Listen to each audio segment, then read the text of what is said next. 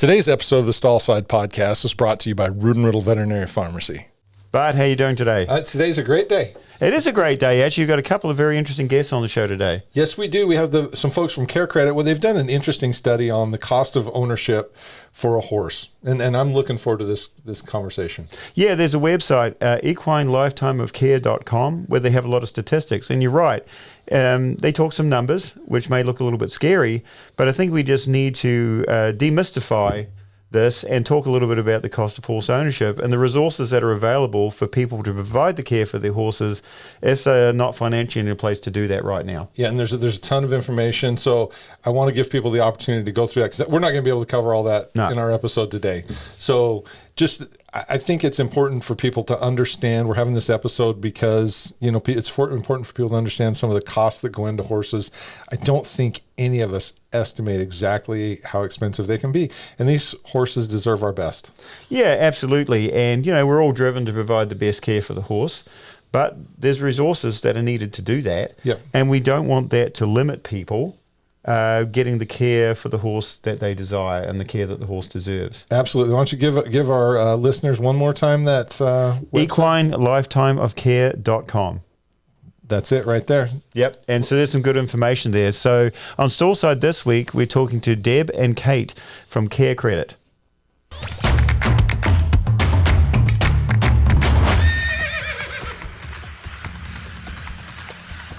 Deb, Kate, welcome to Stallside.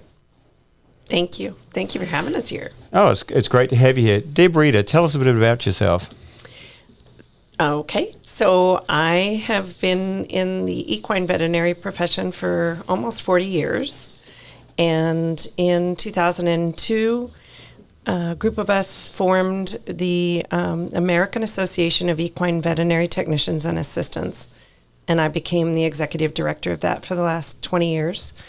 It's allowed me to really delve into a network here and a community of the equine veterinarians and the technicians and assistants that support them, and also the clients and patients that we serve. It's been an incredible journey. I was a technician as well previous to that, and did some consulting in equine practices. So I feel I have a very blessed perspective to this profession, and honored to be a part of it. Yeah, well, we're really grateful for you. We stand on the shoulders of giants with our veterinary technicians, and we're really grateful to you for everything you've actually done for the AAEVT. It's a great organisation. I've been privileged a couple of times to come and speak to your members, and it's just been a great audience that everybody is interested, everybody is focused, and you're just in a room full of people that are dedicated to the care of the horse, and you've done great things. Well, it is a very dedicated group of people, very well trained, and they don't get the credit that they deserve. And it's great to have an organization for them, because we do appreciate them very, very much. Yeah, and we don't say it enough, but we're really happy for the things that you've done. Thank you. Kate Hayes, what's your story? Hey there, my name is Kate Hayes, and I am the Director of Equine Partnerships for Care Credit. And Care Credit is a healthcare credit card, and I am a horse owner myself, so very passionate, twofold, both as a way to support the equine profession, but then also individually to support horse owners as well, because veterinary care is so much needed in the industry. So let's talk about some of the expenses, because it has been said and spoken. I've heard people say it. They buy a horse for their daughter or something, and they'll say, "Well, it's cheaper than rehab." But I'm not sure that's true anymore, right? Because depends on the rehab, right? I haven't been to rehab recently, but it's certainly better than rehab. Let me start by saying that. But I think people underestimate the cost of owning a horse. Yes. And so what are some of the expenses that people might not think about? Or, is there a disconnect? Maybe I'm wrong, but it seems to me that there's a disconnect with cost of ownership versus perceived cost of ownership. Well, there's not only the cost of the veterinary care, which they may not really understand everything that might go into that. Vaccinations might be one of the first things that they think of, but there's also deworming. There's Coggins, if they travel with their horse at all. So lab work. they don't even think that, well, if my horse comes up lame, I might have to have x-rays. And, sometimes those are just the basic step costs, which then might lead into, we have modalities that are a lot more, they can diagnose much more. So then you're going into MRI and scintigraphy and CTs and all that, which cost a lot more. Well, when you're thinking about owning a horse, you're going, well, I might be able to afford $1,000 a year, with veterinary costs and all that might go into that. Do they really sit down and itemize and budget all those things that go into it? My guesstimate is no. What's my board? What's my feed? And okay, I might have to pay for some vaccinations. And so one of the things that came out of the study that Care Credit did also was from the veterinary perspective to count on that there might be 1 to 2 emergencies a year per horse, which most people don't anticipate or budget for. And that can be $500 maybe for a simple laceration, but you get into an eye injury, even to colic, that's. Well, and I told you guys before we started the show, right? There was a homeowner study that was done that showed that a high percentage, I won't quote it because I can't remember the exact percentage, a very high percentage of homeowners could not afford to pay cash for a new water heater if their water heater went out. Mm-hmm. And I think, so if you talked about horse owners, what percentage of those could afford to pay for a colic surgery, for instance, which is much more expensive than a water heater, right? Yeah. And nobody, probably few people budget for or think about that. But if you're going to own a horse, that's probably something you need to think about, what those expenses might be. Yeah, and that's a good point because the big ones tend to be the unexpected ones, right? It says, you got your board, you got your feed. There'll be a few repairs and maintenance, the regulatory stuff, Coggins that and vaccines to try to keep disease at bay. And all of a sudden, as you say, bang, you get a colic surgery. You sort of have in your mind what I'm going to cost each month for this horse. It's like when your truck breaks down, right? And that, hey, I'm sailing along, I put gas in it and I get some oil. And drove it through the car wash from time to time. I don't do mine. But you get the idea in that you have these fixed, relatively constant expenses, and all of a sudden you get a big one dropped on top of you. And, everybody's pretty tight on their budget these days.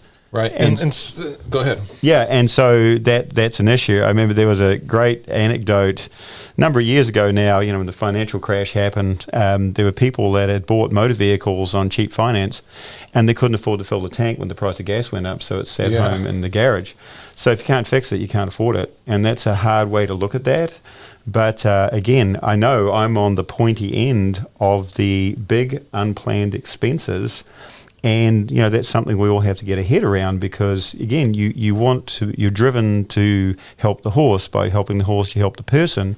So it creates a tension within us as well that I don't think people realize. And when people qualify for Care Credit, you've got no idea what a relief that is to us because then we can go forward and do the things that need to be done.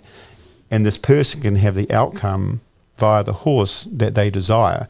Right. So, and one of the things that's added to that, though, is there's a lot of expenses that come along. There's no emotion tied to you, right? Your water heater goes out, you kind of have to fix it. It's not an option. But what most people have never thought about, if your horse colics in the middle of the night, are you going to do that? So, Kate, how attached are people to their horses, and is that an emotional decision for them? Yeah, absolutely. And personally speaking, in my mind, do I know what my threshold is? If my horse colics in the middle of the night, absolutely, I'm going full send. But when the reality of that comes to it, and I've got a family, and I've got a husband, and I've got a mortgage, and I've got other bills to have to pay, you're in that emotional situation of how do you balance that? What's more important? And again, I think it goes back to the need to budget and the need to make horse owners aware. And while I think we're aware, but I don't think we're going to ever think it's going to happen to us. Mm-hmm. And it's again to have that plan. It's a financial plan. It's a plan with your family. It's a plan with how will I pay for that when that happens. Yeah. It's not when am I going to pay for it. It's how will I pay for it. Yeah, and I think you're right there. And people on the whole are pretty bad planners. And you're exactly right. They don't sit down and say, okay, I have, you buy insurance when your house. My house could burn down. You're gambling, it does. The insurance company's gambling, it doesn't. But when it comes to the horse, how will you handle that if something goes wrong? And have those conversations devoid of emotion because you're not at the pointy end of it when it happens to sort of say, if my horse needs this, I can go to that. And majority of people that come in the door have not had that conversation with themselves or the people that are attached to that horse that are important to them. They have not planned. And anybody that's listening, that would be one thing I'd recommend, to sort of say, yeah, okay, you know, it's sort of not being morbid, it's just being practical, is that if we have this issue, how will we deal with it and how will we pay for it? And again, that's where care credit is so important, because it gives an avenue for that to happen. But it's also important, I think, that people balance that on the front end of owning the horse and factor that in and say, is this a viable thing for us? Can to I do? afford this? Can I afford this? Yeah. Right, because in the middle of all this is the animal. Yes. And they do deserve care, right? And it can be reasonable. There's times where the euthanasia is a reasonable option. Mm-hmm. You know, not every horse has to have colic surgery. It's reasonable to say, that's beyond my threshold. I can't do that for this horse.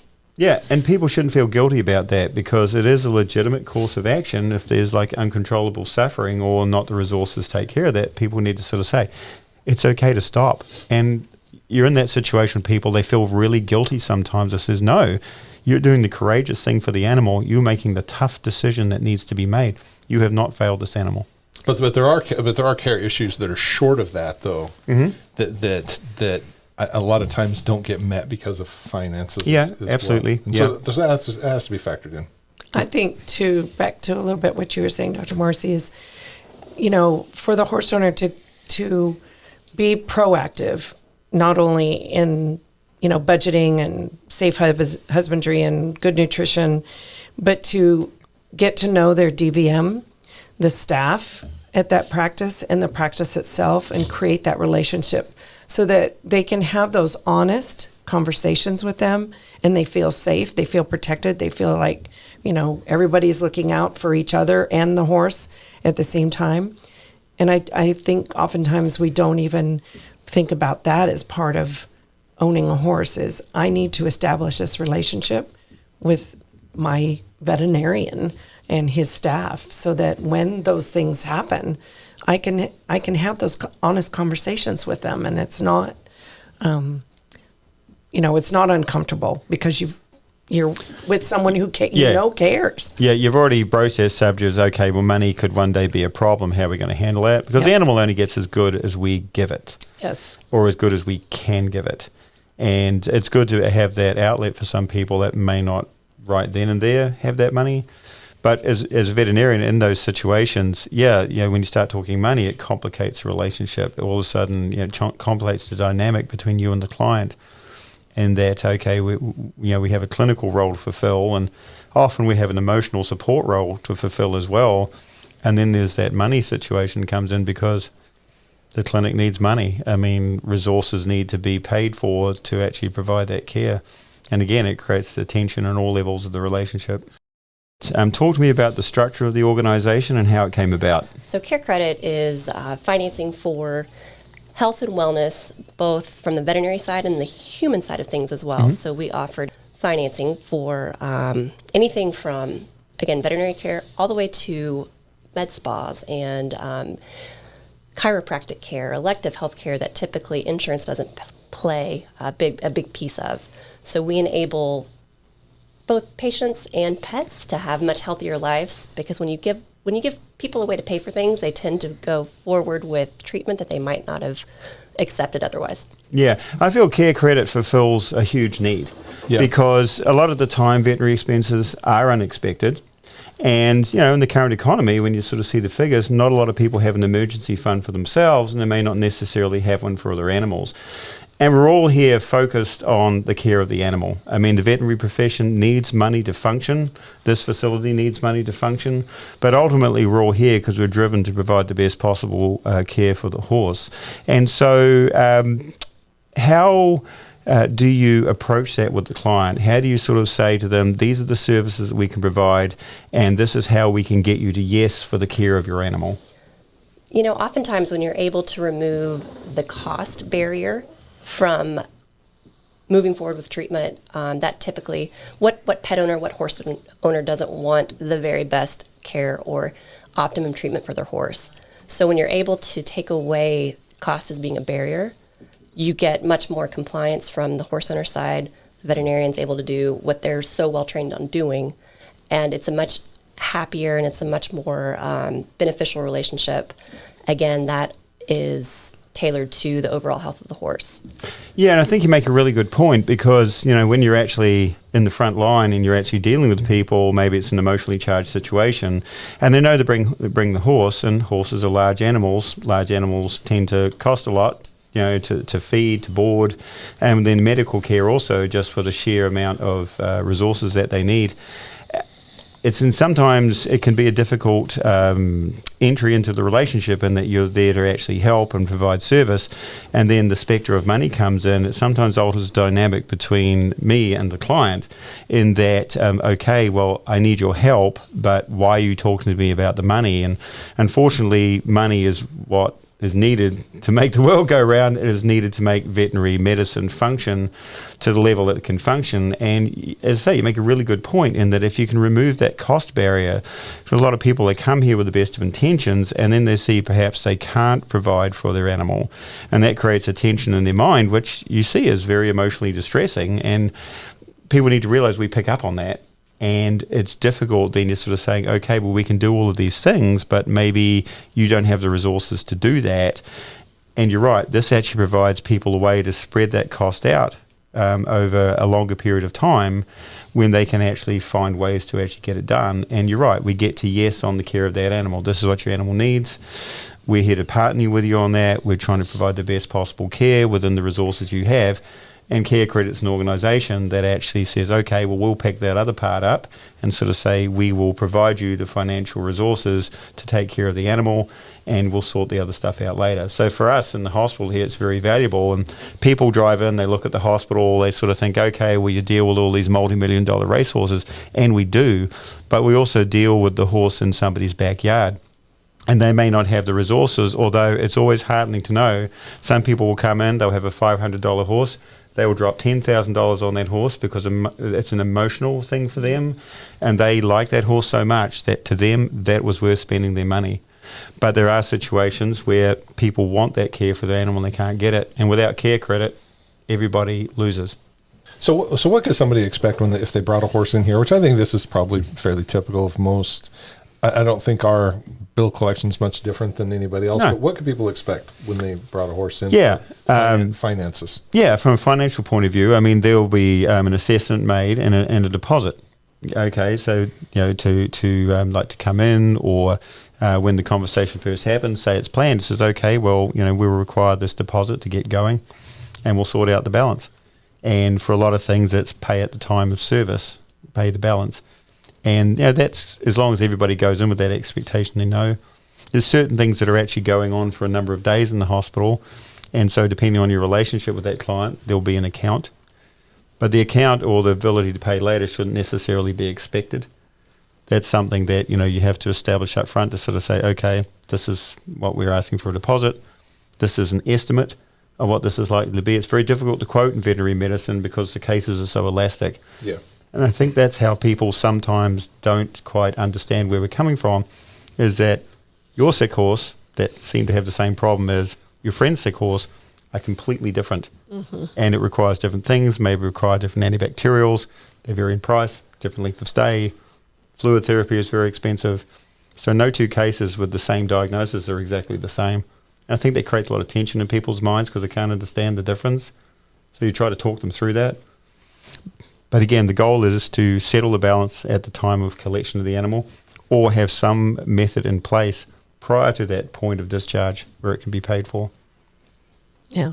And we don't, I think clients don't, if you've ever gone to a human hospital and then been discharged and go through and look at your bill, they're itemizing every single Tylenol that you were given, and, every little Band-Aid that was put on you or whatever else. And I think we need to transfer that over a little bit when you're checking your horse into an equine hospital, because, they go fluid therapy.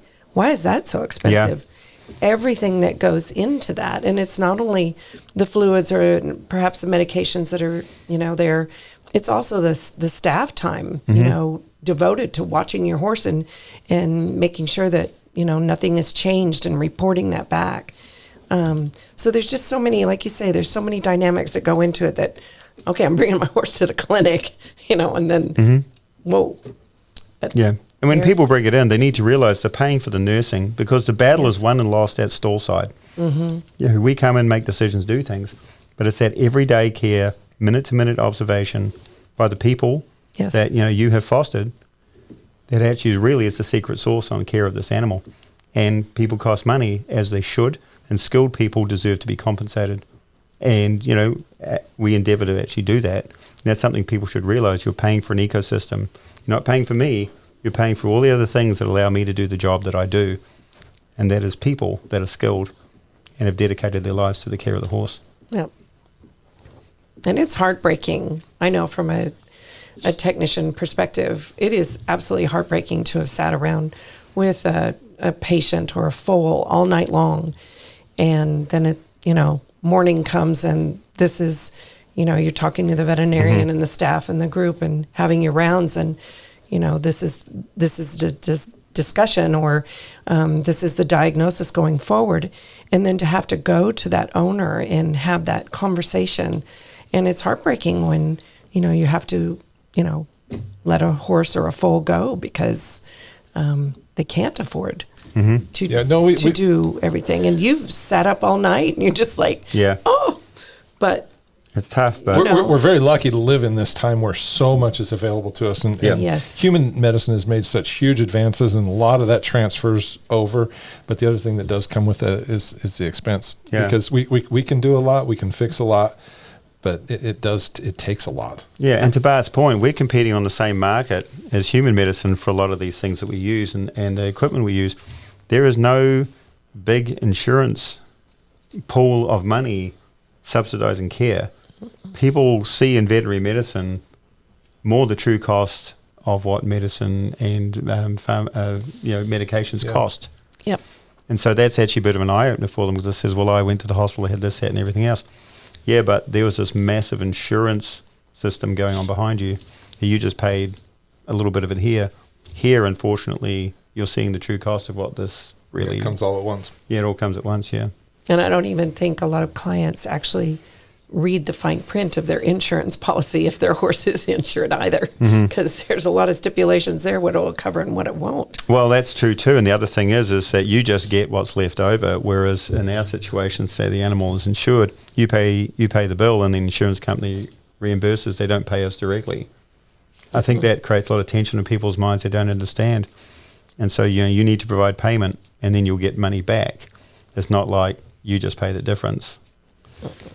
Yep. And I think that's difficult for people to get their head around, and you try to explain to them that, I understand this is, fairly sizable account and insurance will take care of you to the terms of your policy, but they're not going to pay us. And again, that's where having something to bridge that gap is so valuable.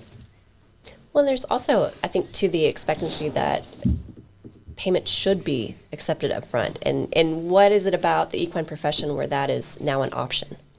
Why is it an option to not, as a horse owner, that I can not pay up front? I think it's historical.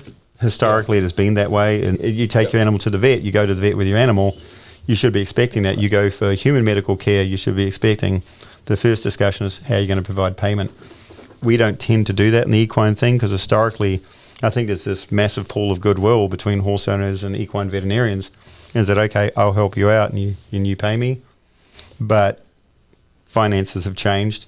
The cost of care has changed. The cost of providing service has changed. So we need to move that money conversation more to the front of the relationship. And that's not because we really want to drive that. It's just the financial reality of it is that this is a large business that requires a lot of inputs, and so cash flow is extremely important. And we also don't want people to get surprised at the back end.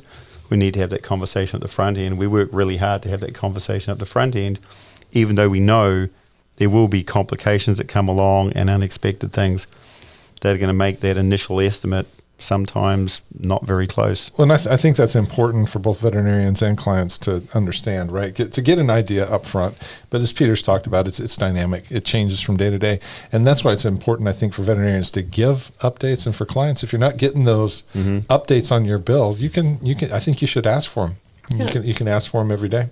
No client wants to be surprised. Yeah. Yeah. And you need to, And it's you not need to fair. know. Yes. Yeah. And we wouldn't like to be surprised ourselves. I mean, when's the last time you took your car and says that was cheap? Right?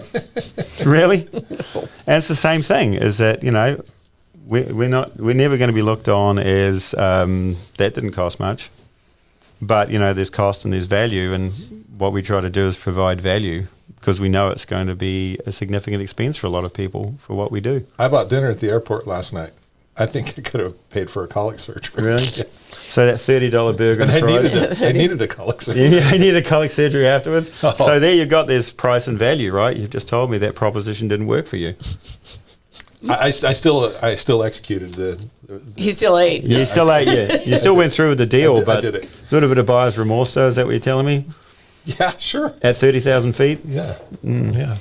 And I think, I think most clients do understand, but,